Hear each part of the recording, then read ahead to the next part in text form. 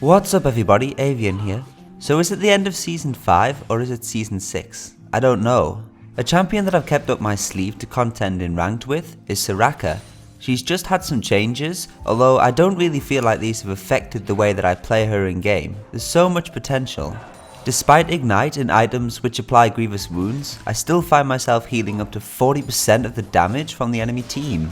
The changes have affected using Star Call to sustain, as enemies can often return harass when you try and use it, but I rely on the ancient coin passive and health regeneration to sustain as much as possible anyway. Late game, I don't often find myself having any mana problems, although if I do use my spells to harass, I have found myself out of mana. Now I find Soraka challenging because she lacks any escape spells and she's squishy. Positioning is extremely important, and if you can't get it right, it will be difficult to perform. If you ever find yourself using your summoner spells to escape, try and think of a better way to position yourself for future.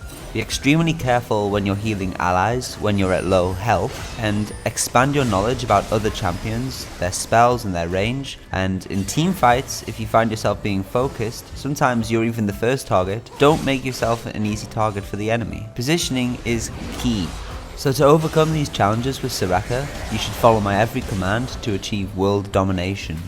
Summoner spells are Flash and Exhaust, and remember what I said before about using these. Runes and Masteries and item builds will be on the screen shortly, but remember that there's still time for the current Masteries to change. I will keep you updated on these in the description below. For Masteries I take 0, 18, 12. It makes my heals 10% stronger and gives my allies some bonus armor and magic resistance for 3 seconds.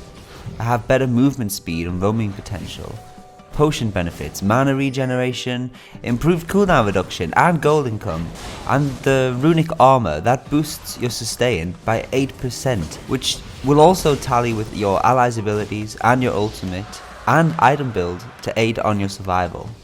I also like to get the reduced cooldown on summoner spells and the lucidity boots, so Soraka can benefit from getting out of sticky situations as much as possible.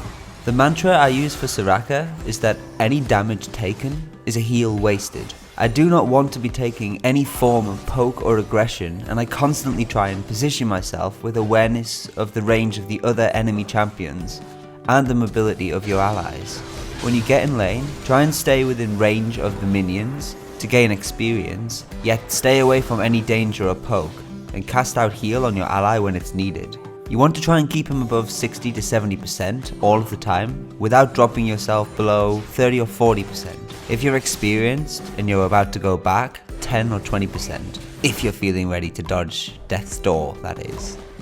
Get to level 6, start looking for opportunities to roam or use your ultimate, and having an awareness of what's happening on the map is really important to using your ultimate effectively. Once your W is rank 4, at level 7 and onwards, you can pretty much out-trade your enemy very easily, or even scare off incoming enemies that are ganking you.